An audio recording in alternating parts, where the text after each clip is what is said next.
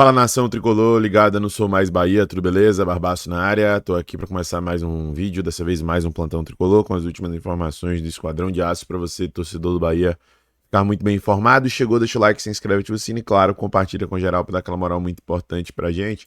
Neste vídeo eu vou trazer um apanhadão aqui, que eu julgo como crucial sobre esse momento atual, né? O jogo de ontem, polêmicas e tudo mais. Primeiro com o registro aqui da penalidade, né? Que acabou sendo anulada posteriormente pelo árbitro.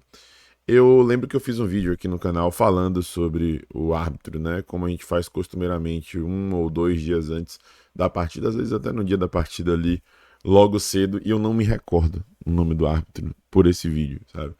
Assim, só por isso já fica evidente que é um árbitro que não está habituado a apitar jogos de Série A. Sim, tem árbitros limitados, fracos, a gente pede renovação, né? Tem nomes já manjados, Flávio Rodrigues, Bruno Arleu, Wilton Pereira Sampaio e companhia limitada, né? Daronco, Voada, etc, etc. Enfim, a gente já sabe disso. Mas assim, se for para poder renovar, que renove o quadro de arbitragem com profissionais não só técnicos, mas também mais colhudos, né? No sentido de assumir as suas responsabilidades e as suas decisões. Eu não vou entrar no mérito se esse lance foi pênalti ou não, mas eu vou entrar no mérito de que foi um lance interpretativo e ele estava na cara do lance, na frente do lance, e marcou com extrema convicção o lance. Então, o que ele viu na frente dele não foi diferente do que ele viu na tela do VAR. Não foi diferente. O que ele viu na frente dele foi exatamente o que ele viu no monitor. Então, levando em consideração a questão da interpretação ao tomar a decisão, eu acho que o VAR não deveria interferir nesse tipo de jogada. Sendo o mais justo possível, se fosse contra o Bahia, ia falar a mesma coisa. É uma situação clara e evidente de interpretação. E ele, independente se interpretou da maneira certa ou errada, novamente não estou entrando no mérito, não ia mudar a interpretação com a imagem igual a que ele viu a olho nu, digamos assim, né? Para além disso, a arbitragem é muito confusa, a condução não foi boa. Tanto que depois do pênalti eu até percebi que ele estava mais suscetível a marcar as coisas para o Bahia no primeiro tempo. Estava errando tudo, invertendo, deixando o jogo seguir em determinados momentos, parando o jogo em outros momentos. Aí depois que tem o pênalti anulado, que ele sai ali escorraçado, houve um bocado de coisa, houve vaia e tal, ele volta para o segundo tempo e é muito mais flexível para o Bahia, né? E aí nem dá para julgar que foi bom porque foi flexível para o Bahia. Também foi ruim por isso, porque deixou de ter um certo equidade que a gente julga como importantíssimo para você comandar um jogo de Brasileiro de Série A. Então, péssima arbitragem do árbitro, que eu até agora não sei o nome. Eu nem procurei saber para poder vir falar aqui, justamente para poder trazer essa sensação para vocês. Eu falei aqui no canal sobre ele, não guardei o nome. Ele foi comandou a partida, fez uma arbitragem bem ruim e eu continuo sem saber o nome do árbitro, que mostra aí uma falta de preparo e também negligência, talvez, com esse jogo entre Bahia e Atlético Paranaense. Que bom que o Bahia foi competente o suficiente para poder ganhar essa partida. Que bom que o Bahia foi competente o suficiente para levar 3 pontos para casa. Meus amigos e minhas amigas, dados, números, estatísticas, como a gente sempre fala, os números não dizem tudo, mas falam muita coisa, e quando a gente vê, a gente traz números sobre esse processo de evolução do Bahia, é sempre interessante de trazer. E a RD Scores botou aí, nas cabeças o Bahia atingiu a marca de 300 gols marcados desde a chegada de Rogério Ceni. É o terceiro clube brasileiro que mais marcou no período. Tem o Flamengo em primeiro com 317, o Palmeiras em segundo com 301 e o Bahia em terceiro com 300, à frente do Botafogo com 265 e do Atlético Mineiro com 250. E aí não só é interessante a gente ver, e eu sempre falo isso, né? Quando a gente aparece nas estatísticas junto com o Flamengo e Palmeiras, que já se consolidaram ali no topo e estão disputando hegemonia e tudo mais. A gente viu a final da Libertadores entre os dois, e aí título brasileiro, isso e aquilo.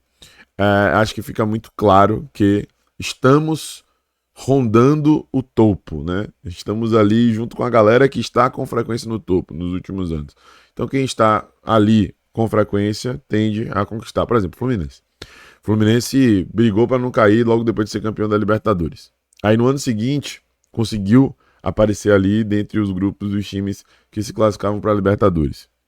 Então há uma oscilação, né? O Bahia não, mesmo que a gente não tenha visto ainda a classificação direta para a Libertadores, que é algo que é muito importante, a gente viu esse ano, né, com a eliminação na pré-Libertadores. É um time que vai estar sempre por ali, e quem está sempre por ali, uma hora belisca e chega no topo, tá? E é interessante destacar também a distância, né? Botafogo com 265 gols desde o período que Ceni assumiu e Bahia com 300 gols, né? E vale lembrar que o Botafogo, desde que Ceni assumiu, esse Botafogo campeão da Libertadores do Brasileiro em 2024. Então, enfim, o Bahia tá aparecendo entre os outros grandes, né? Entre os times que estão brigando no topo, entre os times que estão conquistando títulos. Tomara que estejamos também conquistando títulos muito em breve. Essa é a nossa torcida. Meus amigos, vamos trazer aqui o que falou o Rogério Ceni na entrevista coletiva de ontem. Ele falou várias coisas, mas eu acho que isso daqui foi mais relevante porque ele abre o jogo, né? E até o coração aí falando que se excedeu no jogo contra o Remo porque estava irritado com ele mesmo, com as decisões e tudo mais.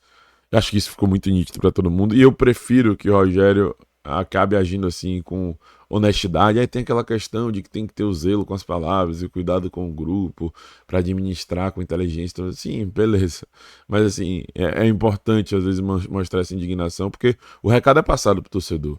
Depois desse jogo contra o Remo, eu vi muitos direcionando a responsabilidade para Rogério, apontando o dedo para ele, e evidentemente ele é o treinador, tem responsabilidade.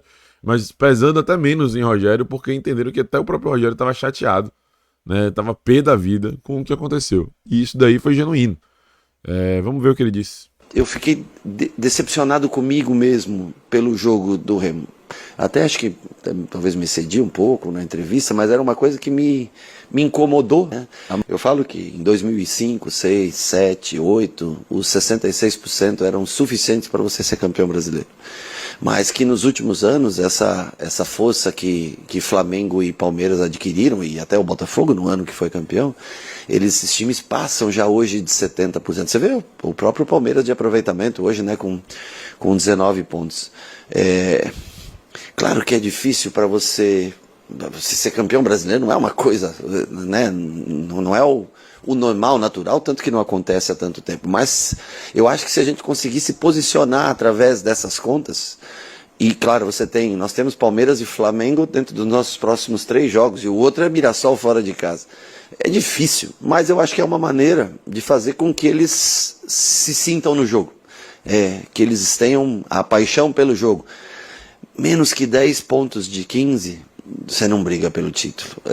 Títulos você quer 11, 12, 10, um bloco.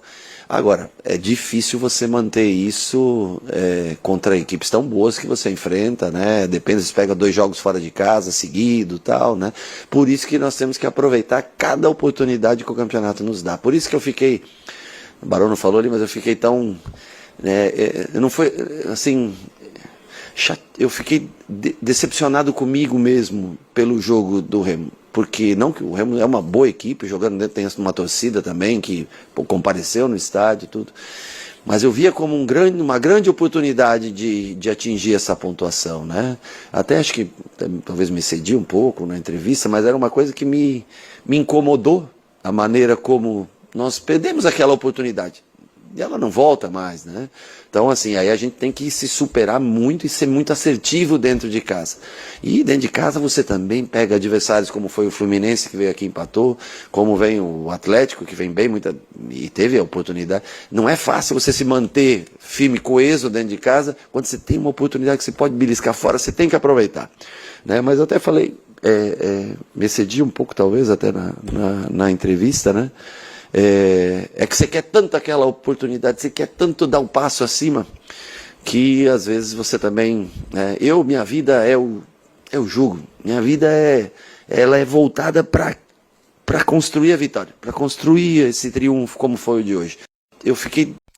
Tá aí, rapaziada, e é legal ouvir isso de Rogério, né? Eu acho que aqui ninguém, você gosta ou não, concorde ou não, ninguém duvida do que Rogério tem de mentalidade vencedora pela trajetória dele como atleta, né?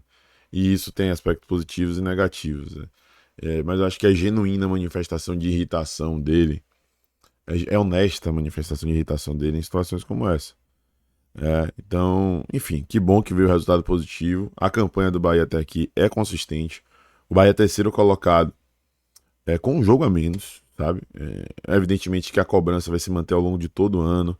A eliminação na Libertadores de maneira precoce foi uma ferida aberta que não vai ser fechada tão facilmente. Então, isso é bom, entre aspas. Eu não queria que a eliminação acontecesse, óbvio. Mas é bom porque assim, o nível de cobrança vai seguir até o final. E o nível de cobrança do próprio Rogério também vai seguir alto até o final. Então, com isso, a tendência é que a gente consiga atingir um nível cada vez mais alto, né? Enfim, seguimos adiante nessa empreitada, tá? O vídeo hoje é longo, tá? Eu avisei que o vídeo hoje é longo. Vamos falar sobre outro assunto. Esse daqui mais alheio ao jogo de ontem, porém também muito importante, né? Porque houve uma revelação da parte de Hércules, bom jogador do Fluminense, né? Desde a época de Fortaleza já me chamava atenção, já comentava sobre ele com amigos. Não vou me lembrar se eu falei sobre ele aqui no canal, como sugestão, algo do tipo, não lembro. Mas foi pro Fluminense, por um preço até bem acessível, tinha tido passado por uma lesão e isso daí barateou um pouco e tal. Mas a galera do Contigo Estarei postou uma matéria aí do Lance, do jornalista Paulo Pedro Brandt, que teve a oportunidade de entrevistá-lo. E Hércules falou, abre aspas, eu tinha proposta de outro clube do Nordeste, tava tudo certo. Aí meu empresário me ligou e me falou que o Fluminense entrou em contato com ele. E ele queria saber se eu tinha interesse. Eu não pensei duas vezes. Mano, eu quero ir para o Fluminense. No outro dia, ele falou que já estava tudo certo, que o Marcelo Paes tinha dado o aval. A negociação foi muito rápida. Ele me ligou à noite e no outro dia já me falou o dia de eu vir para cá me apresentar. Contei para minha família e eles ficaram muito felizes. Eu fiquei bastante feliz também. Na época o Thiago Silva ainda estava aqui, eu só falava no Thiago Silva, que eu assistia ele jogar, eu ia ver o Thiago Silva, irmão. Eu falei, vou jogar com ele agora. Tudo era muito sonho. Vir pra cá, conhecer o Thiago Silva, o Ganso, eu conversava com meus amigos, falava muito do Ganso também.